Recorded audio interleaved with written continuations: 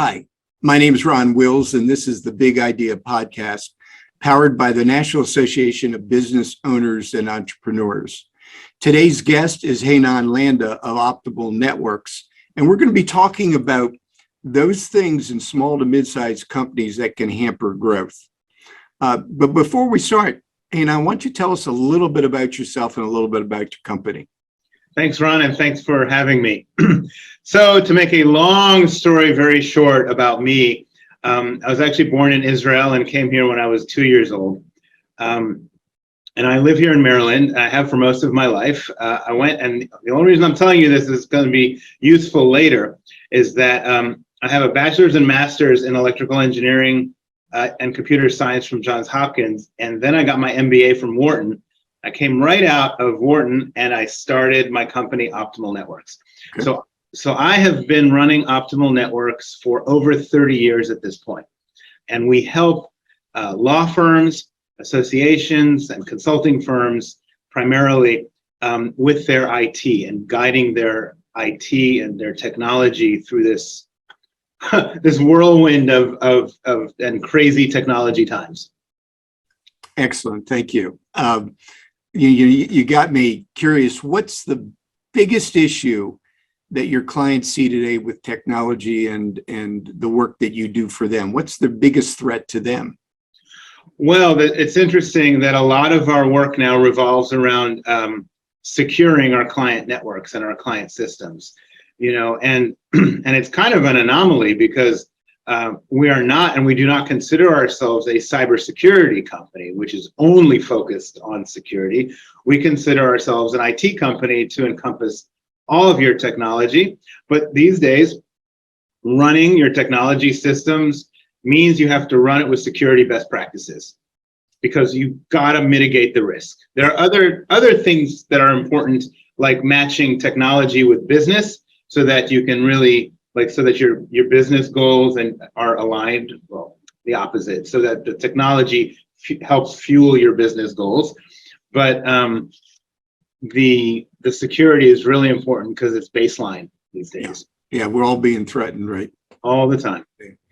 Well, you know, in our discussion about growth and challenges to growth, you had mentioned two things. You know, for a company, good-sized company that you are, sort of that mid-size, you're bigger than a small business, you're getting bigger every year, but you talked about spreading the word and differentiation as two different things that are challenges. Could you overreach for us? Yeah, I'd be happy to. Yeah, we're bigger than a bread box, which is fun, and it's nice, but it's taken a long time to get to this level. We have around 54 people in the company and a really wonderful set of clients. And we have built our company with a lot of really sound engineering and service principles. And that's sort of why I went back to my schooling. And my father was an engineer too, so it sort of runs in the family a little bit. And so a lot of attention, we paid a lot of attention to operations, to service, to security, to everything so that it runs well, to how we design the company to serve our clients the best. And really to culture. Culture actually came as a big part of that, it turns out, because we designed our culture deliberately, or maybe design is a strong word, but we encapsulated our culture and we encourage a very wonderful, thriving, values-based organization that is there to attract really top talent. And that has worked. And it is one of the people we have on this team. I'm so thrilled to be working with them every day. It's not even funny. I thank my lucky stars. And so we have something special. I'm biased. I know it's my company, but I'm incredibly biased. And I feel like we have something really, really special. How do you get the word out to the rest of the market, to the other law firms, to the other associations, to the other small businesses, consulting firms that could really use our help? And we know we could add value to them and make their lives easier, more risk-free, you know, more seamless. And so, as you can tell, I'm not shy. I don't mind being out there in front. We learned this lesson from Lee Iacocca that you can actually represent your company as the owner, as the CEO. And I have been trying literally for 30 years to spread the word and do it in terms of marketing, in terms of networking, in terms of however I can get the word, even podcasts, webcasts, TV spots. And the question has always been, what makes us, like, so what? Like, how do you, it feels like you're blending in with a lot of noise. Right. How do you take what you know in your deep heart of hearts that we're worth a look, we're worth a conversation, we're very trustworthy, we deliver phenomenal service. How do you take those things and make them not sound like everybody else and not sound like the other thousands of IT companies running around? Well, let's get into a little bit of nitty gritty here. Of the things that you talked about, you had mentioned to me you had been on podcasts, you've done a lot of social media, you're out there in the public, you're networking with other company leaders and so forth. What's been the one or two drivers to bring in most of your new business? So most of it has been through my personal network, my personal business network, wherever I have spent time. So I spent many years working under the umbrella of the local Wharton Alumni Club and running weekly and then monthly kind of networking roundtables for them. I developed a wonderful network with some terrific people there. Okay. So that was a lot of business, and really just at this point, at the 30-year mark, I have so many people who know me in the business world and have seen the trajectory of my business and see me and hopefully laugh a little bit when they're with me. And that when it comes to IT needs, they'll probably pick up the phone and call or send me an email to move that forward. And so that's been probably the number one source of. Okay, so now I'm going to challenge you a little bit, because you can't grow much bigger if it's all going to be about you. What are you doing to build your do you have a sales force? So that's new for us. I tried for many years to hire salespeople and manage them. And when that didn't work, about last year, I came to the slightly embarrassing realization that, well, I better start looking at myself in the mirror, saying, okay, maybe I don't know how to do this very well. Perhaps it is time to bring in someone a bit more high powered that knows how to run a sales force, hire and run a sales force. And so we've done that, and we have a new director of sales, and he is on the ground and running, and his efforts are just starting to pay off a little bit. So that's very exciting for me. Yeah, and that's a big investment, isn't it? It was not cheap.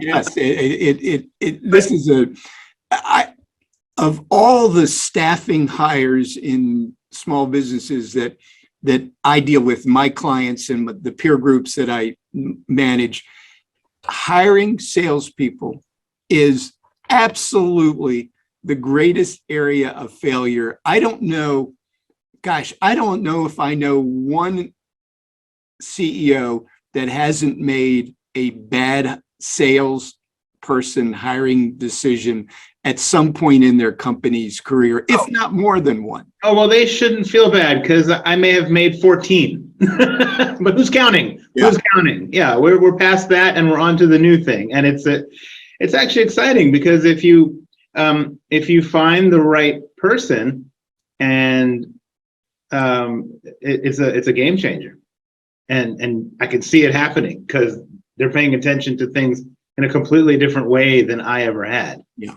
And it works.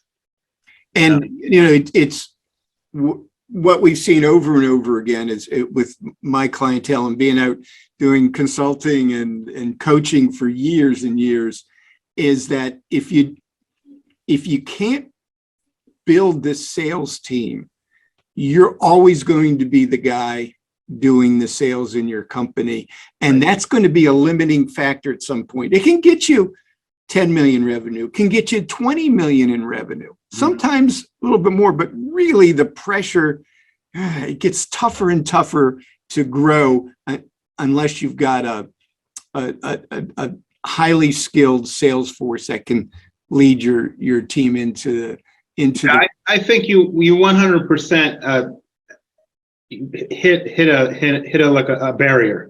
You really cannot grow any further, and you have issues of prioritization as well, right? As the CEO, are you supposed to be paying attention to your clients? You're supposed to be paying attention to new business. Like, what exactly are you supposed to be doing? And I think that's a tug of war that you should be paying attention to both as the CEO, all of it, and your operations, and your sales, and your marketing, and your strategic vision for the future. Correct. And often in small businesses, it's tough for the CEO to have enough time to be the strategic thinker and to do that well. And if you're always being brought in. Now, without a doubt, the second piece of what you talked about is differentiation. And in my conversation with you prior to coming on this podcast, I mean, there's no doubt about it. You've got passion for what you do. So and you go to your LinkedIn page and you go to your website, which is optimalnetworks.com. Optimalnetworks.com. You can see, when you read anything that's about you talking about your company or hear you, it's powerful. You've got that. But how do you get that out to the marketplace? It's a little different than sales. This is sort of that, correct, that marketing, that advertising, the public relations aspect of your firm. What have you tried? What has worked? What hasn't worked? So we've tried a lot of things, and that's partly due to the fact that I like to be out there, and that previous marketing companies would like to put me out there. And we enjoy educating our clients, and we enjoy educating the marketplace. But we've never done it effectively with an eye towards attracting clients in, like getting leads and moving them through a process, and that's 100% doable. It is something you just have to focus on. We're working with a new marketing organization now that is been wonderful in taking our LinkedIn campaigns and moving them sky high, like really, and not in any sort of salesy way, but in a more organized way to educate the marketplace, to put out posts that really give people a flavor for who we are. And I think that's important. Like, you have to do that, and to continue to expand your follower base and continue to interact with your LinkedIn connections and bring in more. I think LinkedIn these days is probably the #1 business network workplace, especially because of COVID. I think people dove into these social networks in just crazy numbers. So that's one thing. They helped us redesign our website. I have gotten compliments at this point that this is the best website people have ever seen. And I will tell you that our first website was like in 1999, I think. So it is really gratifying to get compliments about a new website. And we're just starting down the path of all these pay-per-click and search engine optimization and some additional webinars with some better follow-up. And so I believe this is working. I think the other piece that is really working is that, and we made this decision several years ago, our focus on law firms primarily and associations is something that, being in the DC area, almost comes with the territory, because I don't know if you know this, but 1 in 9 lawyers is in DC. I mean, I'm talking about like in the entire country. In the entire country, 1 in 9 lawyers is in DC. I knew there were a lot. I did not realize it was that concentrated. Yeah, it's crazy. So how could we not work with law firms? But what we did a few years ago is we said, okay, enough lip service for this. Let's really become legal focused. And we double down on the law firm community and our own internal ability to serve law firms, and became more prominent in the Association of Legal Administrators, and really tried to understand even better and work even more with the law firm clients that we had. And I always have a stack of these nearby. I even wrote apparently the only book about how to properly run law firm technology, and it is not a tech book. I'm happy to send it to anyone, by the way, who's listening to the podcast. They want to reach out.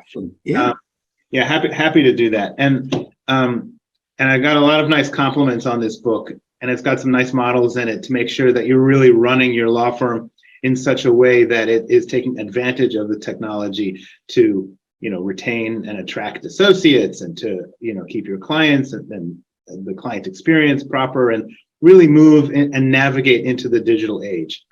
So so the differentiation has helped a lot. Deliberate, not just lip service marketing differentiation, but through the company, this is what we're doing. Excellent. So we've come to the end of the podcast. I want to thank you very, very much for coming on board. Thank you for having me. It was wonderful. We'd love to talk to you again when we do other topics, but thanks again. And this is the Big Idea Podcast. My name is Ron Wills, and hope to see our viewers back as often as possible. And thank you for being on.